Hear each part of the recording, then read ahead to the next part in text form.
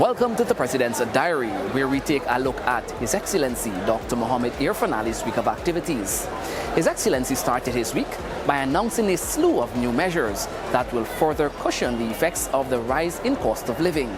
In order to bring relief to those households facing extreme hardship, my government will be providing a special one-off grant of $25,000 to every single household in riverine and hinterland communities. This will place an additional $800 million at the disposal of these households, who have been particularly affected by recent rises in cost of living. The government will also be assisting the agriculture sector with the purchase of fertilizers that will be distributed free to farmers. In order to cushion the impact of the rising cost of fertilizer on farmers and to limit the pass-through to food prices, my government will be purchasing $1 billion worth of fertilizer for free distribution to farmers for use in their planting and replanting activities. Considering that fertilizer accounts for between 15 to 30% of the total operating costs for farmers, this initiative will significantly reduce input costs and help ensure scaled-up production and adequate supply of output, which is critical to maintaining price stability. Dr. Ali further announced that government will be establishing a home construction assistance facility. The unit will help persons in the beginning stages of home construction. Persons who have a house lot and wish to receive government help to construct a home on that lot may register their interest with a unit that will be establishing soon for this purpose. At the time of registration, the applicant will also select the preference from among 3 standard pre-designed models at the cost of $7 million, $9 million, and $12 million. Government will also be supporting applicants by securing home financing through the bank and will look at assisting in the initial phase of construction by releasing resources to expedite the process. Government will also undertake the construction of home on behalf of the applicant and deliver to the applicant a complete home in accordance with the option selected. We expect that this measure will help to drastically accelerate the capacity of Guyanese families to own and occupy their own home. The head of state revealed that government will be removing value-added tax on additional construction materials. This too is another way by government to make home construction more affordable for Guyanese. We are now proposing to extend the removal of VAT to sheetrock and concrete board until the market stabilizes. This measure is expected to cost $100 million annually, but will provide critical additional relief to persons constructing their homes, in keeping with our government's strong commitment to make home ownership affordable to every single Guyanese family. Also on Monday, His Excellency accepted the letters of credence from the non-resident High Commissioner of the Commonwealth of the Bahamas to Guyana. It is my hope, with the participation and support of CARICOM, member states, including the Bahamas, development partners, and the private sector, that we'll be able to arrive at concrete solutions to improve regional food security and increase the inter-regional trade in food commodities and products. The head of state was joined by the Minister of Foreign Affairs and International Cooperation, Hugh Todd, and the ministry's permanent secretary, Ambassador Elizabeth Harper.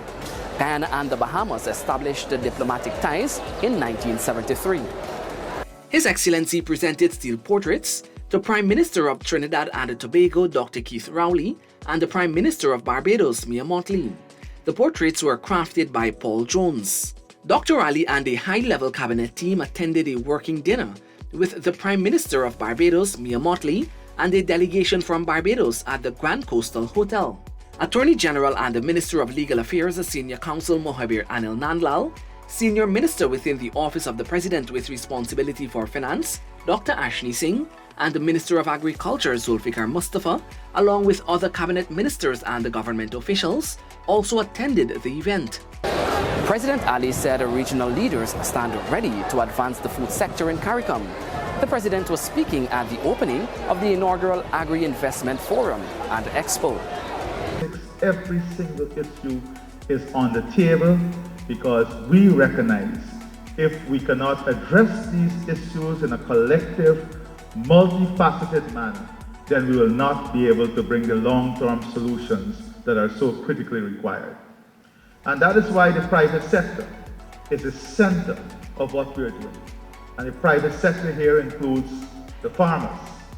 President Ali said the global use of cereal, wheat, corn, and soya is projected to increase to 3 million tons by 2030, and the developing countries will account for almost 90% of this projected increase. He said it is not feasible to import billions of dollars in products that can be produced in the region. In achieving this, there are many challenges facing us, all of which we are working to resolve in partnership with the private sector in the areas of financing, logistics and transport, improving primary production, improving agri-processing, linking market to produce, and most importantly, create barriers that continue to haunt our efforts at working as a collective.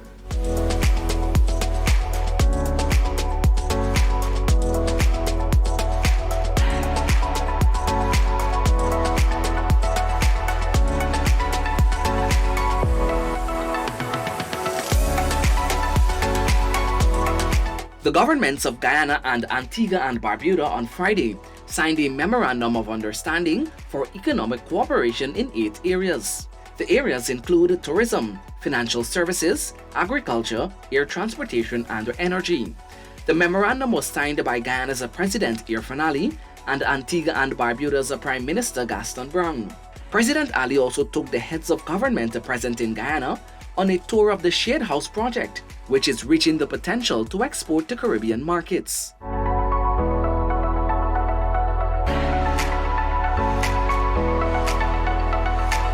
President Ali and the First Lady Arya Ali hosted a state dinner for the visiting Caribbean heads of government and their delegations on Friday night on the lawns of State House.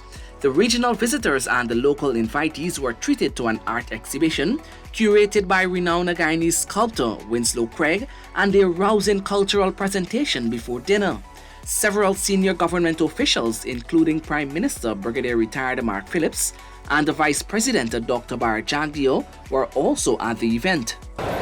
This has been the President's Diary, where we took a look at His Excellency Dr. Mohamed Irfaan Ali's week of activities. Thank you for watching, and do join us again next time.